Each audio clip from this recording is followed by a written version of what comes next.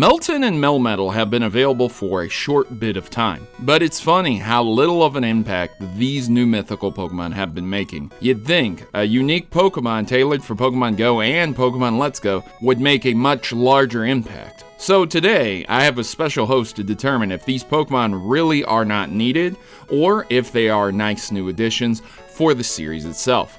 So sign in and sit right down as we look into these new metal monstrosities. We're going to be talking about Meltan and Melmetal in Pokemon Go and Pokemon Let's Go, but I say we because Hoops and Hip Hop is here to help me out. Yo, what's up everybody? I'm Hoops and Hip Hop, and if you haven't heard of me before, I am a PokeTuber who does all kinds of Pokemon content, including fact and trivia videos. I do theories occasionally, I'll do countdown videos, and I even do remixes. Right, so I wanted to speak about Meltan and Melmetal in regard to the 3 games, beginning with Pokemon Go. Both of these mythical Pokemon do nothing special in regard to battle itself in Pokemon Go. There are many better Pokemon out there, and Pokemon Go itself is quite constrained to battle, so it's not exactly the best example. Melmetal is an okay Pokemon as well to battle with in Pokemon Go. It depends really on the CP once again that you can actually get out of it, as I've seen many Pokemon with like 4,000 CP, so yeah, again, really it doesn't matter that much in Pokemon Go. So Melmetal is a pure Steel-type Pokemon that learns a few nice moves through level up, including its signature Double Iron Bash, which is a move that hits twice and also gains a nice stab bonus, being a Steel-type move just like Melmetal. However, in terms of other Steel moves that it can utilize, it really just comes down to this one, because the other moves that it can learn through level up, like Superpower and Thunder Wave, while nice, aren't really as good or better than Double Iron Bash, and they gain no stab whatsoever either. So if you're going to use Melmetal, you're likely going to need to use TMs to help out with its moveset.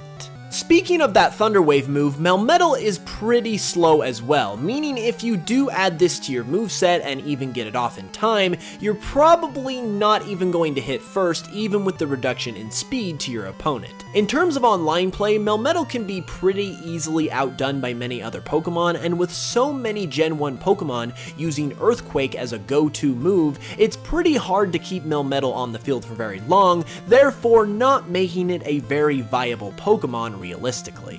But of course, it's not always about online and competitive play, and you still have the story where you could use Melmetal as well. However, you're not even going to be able to obtain Melmetal in the story until Fuchsia City, because this is where the Pokemon Go Transfer Park is located, and that's not even including the 400 candies you have to get in Pokemon Go in order to evolve Meltan into Melmetal. And by the time you reach Fuchsia City, you probably won't be putting this Pokemon on your team unless you really want to, because you've probably already got a very capable and solid team of 6 at this point in the game.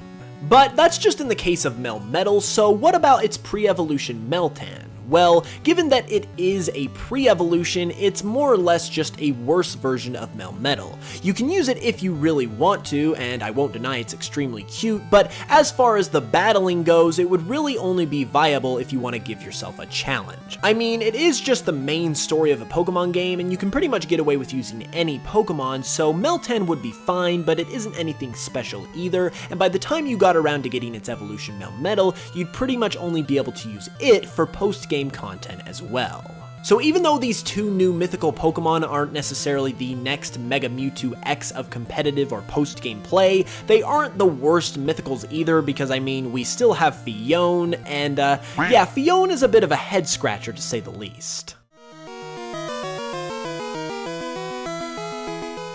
When data mined, it was revealed that the abilities for Meltan and Melmetal were Magnetic Pull and Iron Fist. Yeah, basically, Meltan's ability is pretty crappy. Magnetic Pull, which prevents Steel-type Pokemon from escaping or being switched out. Yay, my unevolved basic Steel Pokemon is gonna trap another Steel-type. It's not like there aren't any other Pokemon out there with better ability, like Arena Trap or anything. Except there is. And yeah, there are way better Pokemon abilities out there. Meltan's ability is very situational at best, so it's not that good. Meltan can also only learn a handful of moves, and Flash Cannon is one of his best, which is a TM that you can just teach anyway, so it's not really that good, the moveset it gets, either.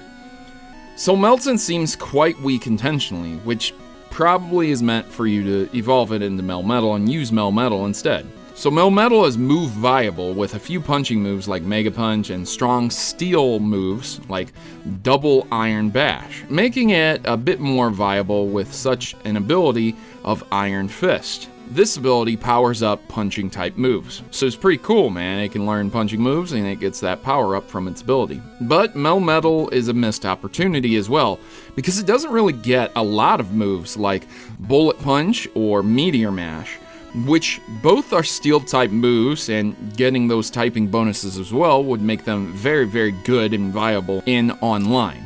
So while Melmetal's ability can work with moves like Thunder Punch and Mega Punch, I feel it's a bit lacking in the punching moves category, making its ability somewhat useless at times. Overall, I think that Meltan and Melmetal are actually pretty cool Pokemon. Now, they might not be the best battlers in the world, but they're still pretty intriguing, kind of being the bridge Pokemon between Generation 7 and Generation 8, and they have some pretty cool origins as well. But overall, I just want to say thank you to Proto for allowing me to come onto the video to discuss Meltan and Melmetal. I really enjoyed my time, and if you guys are at all interested, we also did another video on my channel talking about some of the best Johto Pokemon theories of all time. Thanks again, Hoops. You guys should definitely check Hoops out. He makes more Pokemon content than I do and is a really stand-up guy. Take the link in the description below and check him out. As for me, I just request that you like and share the video if you enjoyed it, and click subscribe if you want to see more. Now, I'll be signing out, and I'll be off to attach a hex nut to some melted metal, so I'll see you guys in the next video.